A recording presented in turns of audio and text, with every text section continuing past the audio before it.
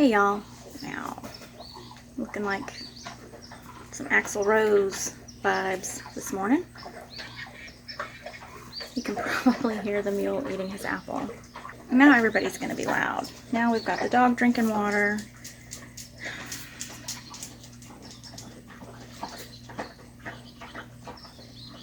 Are you done?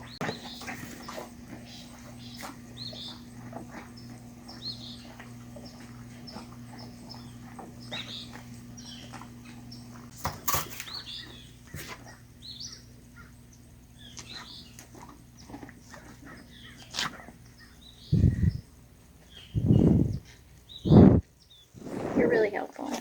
Thanks, bud.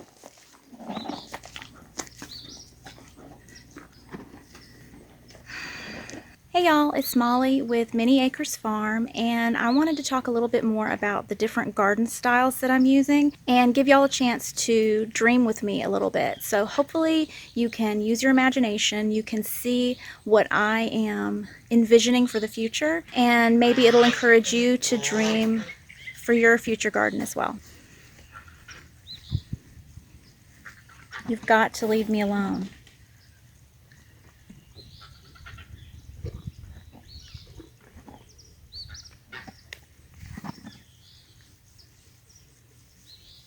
This isn't your show. It's not all about you. Okay? Okay, so I'm going to walk over here where the chickens and the geese are, and I'm bringing them a snack, so maybe they'll be quiet.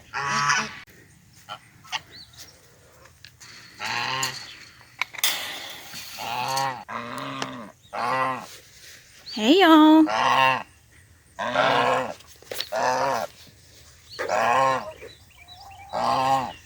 Alright, let's throw them a snack over here, and maybe they'll leave us alone.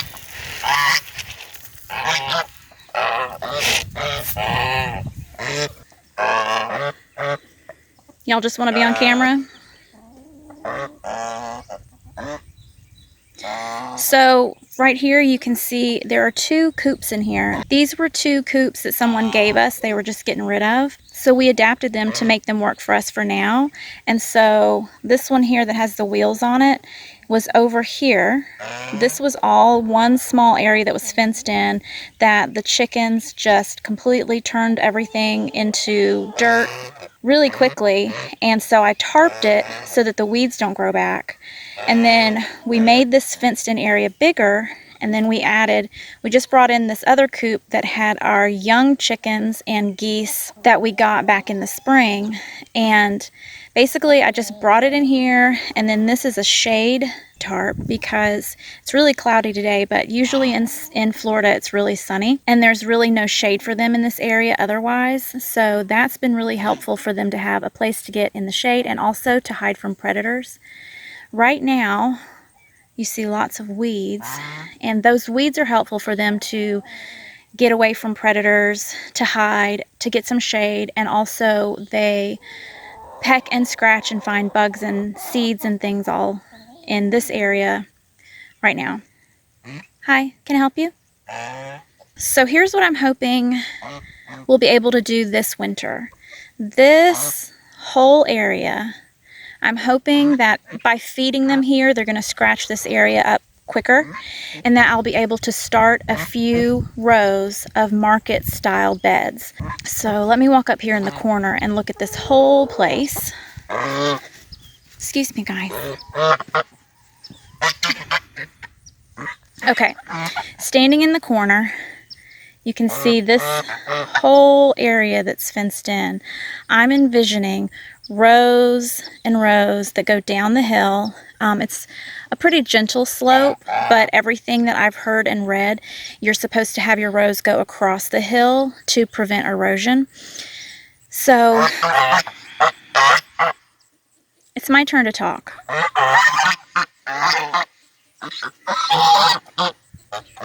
So I'll share more when we actually start. Really? I'll share more when we actually start shaping up the beds.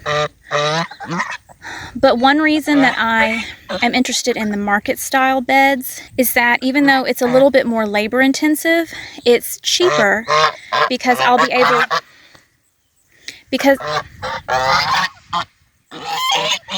this is so much fun, because I'll be able to dig where the pathways are going to go and use that soil to make the beds, if that makes sense. If I can do some fancy editing, I will put a picture of an example of a market style garden right here so that you can see what I'm thinking about, and maybe it'll help you like be able to look past the weeds and everything to see the potential for my dreams for this whole area.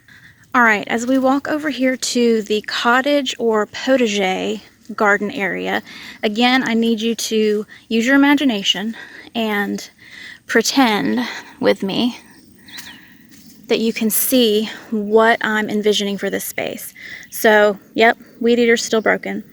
There's a circle area here. Listen, mister. There's an area here, you can't see it for the weeds, but there's an area here where I have marked off that this whole area would be grass for, you've got to be kidding me. What do you want? Why can't you leave me alone? You love me? Are we besties? I already gave you a snack. Okay, we can do this. These critters would just leave me alone. All right, so this whole area being grass, a nice little area to play, picnic and all that jazz. And all around this area, all the way back to the fence over there, and then there'll be a fence around this area to keep certain people out, not naming names, will be perennials, flowers, herbs, and vegetables all mixed together. So the idea of a cottage garden or a potager garden has to do with mixing flowers and vegetables and perennials and herbs and all of those things into one space, and it's a lot less labor intensive once you get it all established, because for the most part everything is perennial and it comes back year after year, and you just come out here and harvest what you need when you need it. So maybe you can see my dreams. Right now I just have some lantana and still some milkweed in this little area, and then where the cat is playing is a little area where I had started an herb garden. There's some mint and lemongrass, and I just planted a pineapple sage right there to take the place of the rosemary that I killed. And again, if I'm good at editing, I will put a picture of an idea for a cottage style garden so that you can see what I'm talking about and get a better picture of what this is going to look like in the future. All right, we're walking into the fenced area. One thing about having this area fenced off is the only way to keep the dogs out and the mule out of the garden beds and also away from the fruit trees. I'm not sure if I've mentioned before that I have fruit trees out here. So partially this area, I have an idea for something called a food forest. And that is where you have a layer of trees and then you have plants underneath it in various sizes that all support each other and all give you food at different times of the year. So because I have the peach trees and I have blueberry bushes back there, there's a lemon tree and a fig tree, and then over here, I'm not sure if I've ever mentioned these mulberry trees. We finally moved them inside this fence after years of them being eaten down by the horses. We really were surprised that they came back. Hopefully that means within another year or so, now that they've gotten established and they're growing, we'll actually start getting some mulberries off of them. Okay, so now we're talking about raised beds. So some of the benefits of raised beds is that you are able to bring in soil that's better for your plants if you have unhealthy soil, if you're trying to grow food on top of clay or sandy soil, but also because you can lift them up higher, you can bring the height of the beds as high as you need to so that you don't have to bend over. So that can be really helpful if you have back problems and stuff like that. When I first started this first bed a couple of years ago, mostly I've just been experimenting with how a raised bed would work in our climate and to be able to amend the soil the way that I want to without having to dig into the ground. ground. I think raised beds are probably the most expensive option if you're having to buy materials, because you have to buy the material that makes up the bed, as well as usually having to buy dirt or compost or topsoil or whatever it is that you're filling the beds with. Another thing that I've done in these raised beds is something that's called Hugelkultur,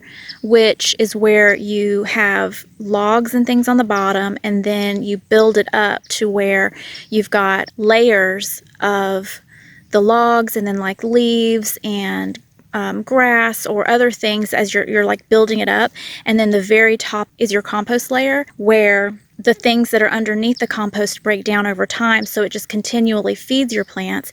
And also in the winter, as the things are breaking down, it helps make the soil stay warmer. Not 100% sure that that was a great idea for Florida. The weather doesn't get cold enough here to really need the beds to heat up like that, but again, I was just experimenting to see what would work. So then last year, we added this bed. So you see this first one we built out of landscape timbers, and then this one is built out of pressure treated lumber. And so far, this was better than this. These guys break down quicker and warp a lot more. This one is holding up better. And then I'm going to come down here and show you my plans. So I think I'm going to have the chance to get some free cinder blocks. And if that's the case, then I am going to finish out this bed. I'm going to make it legit. This has just been such a thrown together bed this year.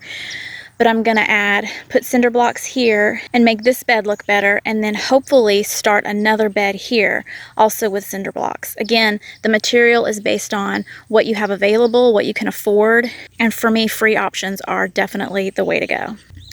Beyond these two beds, I really was hoping to put another two beds. These beds are 24 feet long, and so these beds will be 24 feet long, and then I have space to put two more 24 feet long beds beyond there. But now I'm not so sure if that's what I want to do, because when I mentioned planting more fruit trees and having more of a food forest, why does that suddenly sound weird? And creating more of a food forest area as well in this fenced in space that's more blocked off and safer from the animals getting in and messing with it.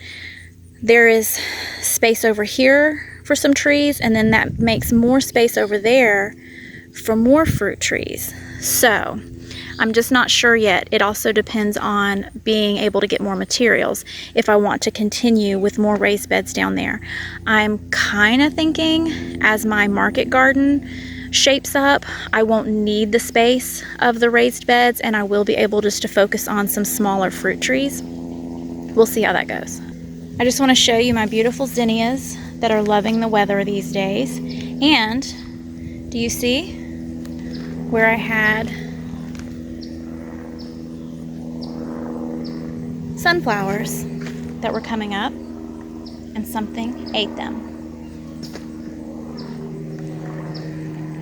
We were thinking it's probably a deer that came in here and found the sunflowers and ate them. Even though they don't mess with anything else, they've not eaten anything else, they can hop this fence easily. And so that's kind of what we're thinking happened, is that a deer got in here.